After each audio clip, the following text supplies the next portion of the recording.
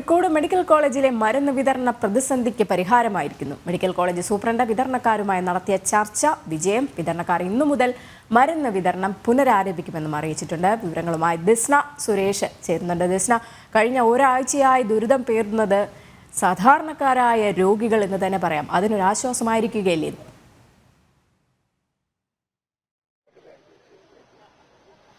തീർച്ചയായും രജനി സൂചിപ്പിച്ചതുപോലെ തന്നെ 9 ദിവസം നീണ്ടുനിന്ന വിതരണക്കാരുടെ പ്രശ്നത്തിനാണ് ഇന്ന് മെഡിക്കൽ കോളേജ് സൂപ്രണ്ടുമായി നടത്തിയ ചർച്ചയിൽ പരിഹാരമായിരിക്കുന്നത്. എന്തായാലും ഈ പ്രശ്നത്തിന് പരിഹാരം ഉണ്ടായിരിക്കുകയാണ്. വിതരണക്കാർ തന്നെ നമ്മുടെ കൂടെ ചേരുകയാണ്. നമുക്ക് അവരോട് തന്നെ ചോദിക്കാം. ചേട്ടാ, മെഡിക്കൽ കോളേജ് സൂപ്രണ്ടുമായി നടത്തിയ ചർച്ചയിലാണ് ഈ പ്രശ്നത്തിന് ഇപ്പോൾ ഒരു ശാശ്വത പരിഹാരം കണ്ടെത്തിയിരിക്കുന്നത്. എന്തൊക്കെ നിബന്ധനകളാണ് നിങ്ങൾ മുന്നോട്ട് വെച്ചത്? അവർ എന്തൊക്കെ വ്യവസ്ഥകളാണ് അംഗീകരിച്ചത്? നമ്മൾ വെച്ചിരുന്ന നിബന്ധനകൾ ഞങ്ങൾ നിങ്ങളോട് മുമ്പ് പറഞ്ഞതുമാതിരി സെപ്റ്റംബർ മാസം മുതലുള്ള ഞങ്ങളുടെ കുടിശ്ശിക ഡിസംബർ വരെ, അതായത് 4 മാസത്തെ കുടിശ്ശിക നമുക്ക് കിട്ടണം എന്നുള്ളതായിരുന്നു നമ്മളുടെ മുൻപോട്ട് വെച്ച നിർദ്ദേശം. അതിന്ന് നടന്ന ചർച്ചയിൽ ഇതായിരുന്നു അതിൻ്റെ വിശദ വിവരങ്ങൾ. ആരോഗ്യവകുപ്പ് principal secretary AP Muhammad Haneesh IAS-ഉം medical college superintendent Shri MB Sreejayan sir, pharmacy incharge associate professor Shri Manju എന്നിവരുടെ സാന്നിധ്യത്തിൽ AKCDA AKSSDA ജില്ലാ ഭാരവാഹികളും സംസ്ഥാന ഭാരവാഹികളുമായ ദീർഘനേരം നീണ്ടുനിന്ന ചർച്ചയിൽ ഞങ്ങളുടെ ആവശ്യങ്ങൾ മുഴുവനും അതായത് ഡിസംബർ വരെയുള്ള പേയ്മെന്റിന്റെ ഒരു ഭാഗം 22/3/2024, അതായത് ഈ വെള്ളിയാഴ്ച നൽകുകയാണ്. ബാക്കി തുക മാർച്ച് 31-നകം നൽകുവാനും തീരുമാനിച്ചു. ഇനി മെഡിക്കൽ കോളേജിൽ ഒരു പ്രതിസന്ധി ഉണ്ടാകുകയാണെങ്കിൽ സൂപ്രണ്ടും ഞങ്ങളും തമ്മിൽ ഒരു മോണിറ്ററിംഗ് കമ്മിറ്റി ഉണ്ടാക്കി കാലാകാലങ്ങളിൽ അത് ചർച്ച ചെയ്ത് രോഗികൾക്ക് ഒരു ബുദ്ധിമുട്ടുമില്ലാത്ത രീതിയിൽ പ്രശ്നം മുമ്പോട്ട് കൊണ്ടുപോകാനുമാണ് ഇന്നത്തെ ചർച്ചയിൽ കഴിഞ്ഞിട്ടുള്ളത്. തീർച്ചയായും രജനി, വിതരണക്കാർ പറഞ്ഞതുപോലെ തന്നെ ഈ പ്രശ്നത്തിന് ശാശ്വതമായ ഒരു പരിഹാരം കണ്ടെത്തിയിരിക്കുകയാണ്. 9 ദിവസം നീണ്ടുനിന്ന ഒരു പ്രശ്നത്തിനാണ് പരിഹാരം കണ്ടെത്തിയിരിക്കുന്നത്. ആദ്യ തുകയായ 1 കോടി ഇന്ന് നൽകുമെന്നാണ് സൂപ്രണ്ട് നേരത്തെ മാധ്യമങ്ങളോടൊക്കെ തന്നെയും വ്യക്തമാക്കിയിരിക്കുന്നത്. ഇവർ ആവശ്യപ്പെട്ടത് ഡിസംബർ 31 വരെയുള്ള തുകയാണ്. ആ തുക ഈ വെള്ളിയാഴ്ച അവർക്ക് നൽകുകയും ബാക്കി തുക മാർച്ച് 31-നകം കൊടുത്തു തീർക്കുമെന്ന വ്യവസ്ഥയിലാണ് ഈ ചർച്ചയ്ക്ക് പരിഹാരമായിരിക്കുന്നത്. അവർ മരുന്ന് വിതരണം പുനരാരംഭിച്ചിട്ടുണ്ട്. 75 കോടി രൂപയോളമാണ് അവർക്ക് ലഭിക്കുവാനുണ്ടായത്. ഇത്തരത്തിൽ 9 ദിവസത്തോളം രോഗികൾ വലിയൊരു ദുരിതം അനുഭവിക്കുന്ന കാഴ്ചയൊക്കെ തന്നെയും നമ്മൾ ജനം TVയിലൂടെ ഒക്കെ തന്നെയും പുറത്തുവിട്ടിരുന്ന ഒരു കാഴ്ചയാണ്. മാത്രമല്ല, ശസ്ത്രക്രിയാ ഉപകരണങ്ങളൊക്കെ തന്നെയും വിതരണത്തിന് എത്താത്തത് മൂലം ഡയാലിസിസ് അടക്കമുള്ള ശസ്ത്രക്രിയ ചെയ്യുന്ന രോഗികളുടെ ദുരിതവും നമ്മൾ വ്യക്തമാക്കിയിരുന്ന ഒരു സാഹചര്യം ഉണ്ടായിരുന്നു. ഈ പ്രശ്നത്തിനൊക്കെ തന്നെയും ഒരു ശാശ്വത പരിഹാരമായിരിക്കുകയാണ്. ഈ നമ്പർ 1 കേരളം എന്ന അവകാശപ്പെടുന്ന ഈ നമ്മുടെ സംസ്ഥാനത്താണ് ഇത്തരത്തിലുള്ള പ്രതിസന്ധികളും ഈ രോഗികൾ വലയുന്നതടക്കമുള്ള കഴിഞ്ഞ ഒരാഴ്ചയായിട്ട് ആ ഒരു രീതി നടന്നുകൊണ്ട് പോകുന്നത്. പക്ഷേ ഇപ്പോഴും നമ്മുടെ വിതരണക്കാരെ പ്രതിനിധി പറഞ്ഞത് ഈ ആഴ്ച 1 കോടി കൊടുക്കും, ബാക്കി മാർച്ച് 31-നകം കൊടുക്കുമെന്നൊരു ഉറപ്പ് മാത്രമാണ്. ആ ഉറപ്പ് പാലിക്കുമോ എന്ന് ആർക്കറിയാം. കാരണം ഈ ഉറപ്പ് നേരത്തെ മുൻപും ഇതുപോലെ കൊടുത്തിരുന്നു എന്ന് അദ്ദേഹം പറഞ്ഞു.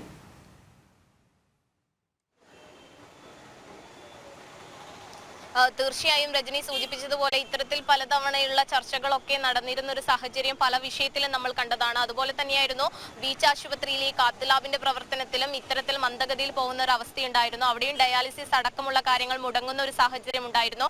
അവരും വിതരണക്കാരും ഇത്തരത്തിൽ നിരവധി തവണ സമരം ചെയ്താണ് അവരുടെ കുടിശ്ശിക തുക വാങ്ങിയെടുത്തത്. അത്തരത്തിൽ ഇപ്പോൾ കോഴിക്കോട് മെഡിക്കൽ കോളേജിലും അതേ പ്രതിസന്ധി ഉണ്ടായിരിക്കുന്ന ഒരു സാഹചര്യം ഉണ്ടായിരിക്കുന്നു. ഇവർ ആരോഗ്യമന്ത്രിക്കും മെഡിക്കൽ കോളേജ് സൂപ്രണ്ടിനും അടക്കം നിരവധി തവണ പരാതി നൽകിയിരുന്നു, പല വാതിലുകളും സമീപിച്ചിരുന്നു. പക്ഷേ ഇന്നാണ് അവർ കണ്ണു തുറന്നത് എന്ന് പറയാം. അവർ ചർച്ചയ്ക്ക് വിളിക്കുകയും തുടർന്ന് വിതരണക്കാരുടെ ആവശ്യങ്ങൾ അംഗീകരിക്കുകയും ചെയ്യുന്ന ഒരു സാഹചര്യം ഉണ്ടായിരുന്നു. ഈ ആവശ്യങ്ങളൊക്കെ തന്നെയും ഇത്തരത്തിൽ നടപ്പിലാക്കുമെന്നത് നമുക്ക് നോക്കിക്കാണേണ്ടത് തന്നെയുണ്ട്. അവർ പറഞ്ഞിരിക്കുന്നത് രേഖാമൂലം എഴുതി നൽകിയിരിക്കുന്നു. മെഡിക്കൽ കോളേജ് സൂപ്രണ്ട് രേഖാമൂലം ഈ ആവശ്യങ്ങളൊക്കെ തന്നെയും അംഗീകരിച്ചു എന്ന് എഴുതി നൽകിയിരിക്കുന്നു. മരുന്ന് വിതരണം പുനഃസ്ഥാപിക്കണം ആവശ്യപ്പെട്ടിരിക്കുന്നു. കാരണം രോഗികളൊക്കെ തന്നെയും ദുരിതത്തിലാവുന്ന ഒരു അവസ്ഥയുണ്ടായിരുന്നു. ഡയാലിസിസ് അടക്കമുള്ള ശസ്ത്രക്രിയകൾ ചെയ്യേണ്ട രോഗികൾ ദൂരെ നിന്ന് വന്ന് തിരിച്ചു പോകുന്ന ഒരു അവസ്ഥ. അതുപോലെ തന്നെ കോഴിക്കോട് മെഡിക്കൽ കോളേജിനെ ആശ്രയിക്കുന്ന മറ്റു ജില്ലകളിൽപ്പെട്ട ഒരുപാട് രോഗികളുണ്ട്. അവരൊക്കെ തന്നെയും മടങ്ങി പോവേണ്ട ഒരു സാഹചര്യം ഉണ്ടായിരുന്നു. ആരോഗ്യമന്ത്രി അടക്കം ആരോഗ്യ മേഖലയിൽ വളരെയധികം നേട്ടം കൈവരിക്കുന്നു എന്നൊക്കെ പറയുമ്പോഴും മെഡിക്കൽ കോളേജുകളുടെ അവസ്ഥ ഇത്തരത്തിൽ പരിതാപകരമായിരിക്കുന്നു എന്ന് തന്നെ നമുക്ക് എടുത്തു പറയേണ്ടതുണ്ട്. എന്തായാലും ഈ പ്രശ്നത്തിനൊരു പരിഹാരം കണ്ടെത്തി കണ്ടെത്തിയിരിക്കുകയാണ്.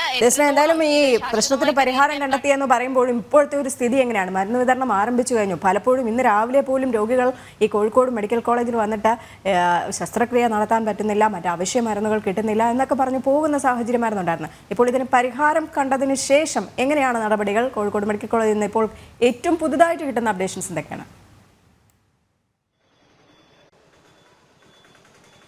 തീർച്ചയായും കോഴിക്കോട് മെഡിക്കൽ കോളേജിൽ മരുന്ന് വിതരണ കമ്പനിക്കാർ അവർ പറഞ്ഞ വാക്ക് അവർ പാലിച്ചു. മരുന്ന് വിതരണം അവർ പുനഃസ്ഥാപിച്ചിരിക്കുകയാണ്, അവർ പുനരാരംഭിച്ചിരിക്കുകയാണ്. കാരണം അവർ പറഞ്ഞത് ഇത്തരത്തിൽ അവർക്ക് ലഭ്യമാക്കാനുള്ള കുടിശ്ശിക തുക ഉടൻ തന്നെ ലഭ്യമായാൽ അവരുടെ മരുന്ന് വിതരണം പുനരാരംഭിക്കുമെന്ന് അവർ പറഞ്ഞിരുന്നു. ഇപ്പോൾ മെഡിക്കൽ കോളേജിൽ മരുന്ന് വിതരണം പുനരാരംഭിച്ചിട്ടുണ്ട്. പക്ഷേ മരുന്ന് ക്ഷാമം ഉണ്ടായിരുന്നില്ല എന്നൊരു വാദത്തിൽ തന്നെയാണ് മെഡിക്കൽ കോളേജ് സൂപ്രണ്ട് അടക്കം ഉറച്ചു നിൽക്കുന്ന ഒരു നിലപാടാണ് ഉണ്ടായത്. എന്നാൽ നമ്മൾ നിരവധി തവണ മാധ്യമങ്ങളൊക്കെ തന്നെയും റിപ്പോർട്ട് ചെയ്തൊരു വാർത്തയായിരുന്നു. മെഡിക്കൽ കോളേജിൽ മരുന്ന് ക്ഷാമമുണ്ട്, ജനങ്ങളടക്കം നിരവധി തവണ പ്രതികരിച്ചിരുന്നു. വളരെ രോഷാകുലരായി ജനങ്ങൾ പ്രതികരിക്കുന്നതൊക്കെ തന്നെയും നമ്മൾ കണ്ടിട്ടുണ്ടായിരുന്നു രജനി. പക്ഷേ അധികൃതരുടെ ഭാഗത്തു നിന്നും വ്യക്തമാക്കിയത് അത്തരത്തിലൊരു മരുന്ന് ക്ഷാമം മെഡിക്കൽ കോളേജ് ആശുപത്രിയിൽ അനുഭവപ്പെട്ടിട്ടില്ല എന്ന കാര്യമൊക്കെയാണ് അവർ വ്യക്തമാക്കിയിരുന്നത്. എന്നാൽ ആളുകളുടെ പ്രതികരണത്തിലൂടെ നമുക്ക് അത് എത്രത്തോളം ഉണ്ട് എന്നതൊക്കെ മനസ്സിലായിട്ടുണ്ട്. എന്തായാലും ഇപ്പോൾ മെഡിക്കൽ കോളേജിൽ മരുന്ന് വിതരണം പുനരാരംഭിച്ചിട്ടുണ്ട്. എന്തായാലും 9 ദിവസം നീണ്ടുനിന്ന രോഗികളുടെ ദുരിതത്തിനാണ് ഈ പ്രശ്നത്തിലൂടെ ഒരു പരിഹാരമായിരിക്കുന്നത് രജനി. ശരി, കോഴിക്കോട് മെഡിക്കൽ കോളേജിലെ മരുന്ന് വിതരണ പ്രതിസന്ധിക്ക് പരിഹാരമായി മെഡിക്കൽ കോളേജ് സൂപ്രണ്ട് വിതരണക്കാരുമായി നടത്തിയ ചർച്ച വിജയകരമായതിനെ തുടർന്നാണ് വിതരണക്കാർ ഇന്നു മുതൽ മരുന്ന് വിതരണം ചെയ്യും എന്ന് അറിയിച്ചിരിക്കുന്നത്. വിശദാംശങ്ങളാണ് ദസ്ന സുരേഷ് നൽകിക്കൊണ്ടിരുന്നത്.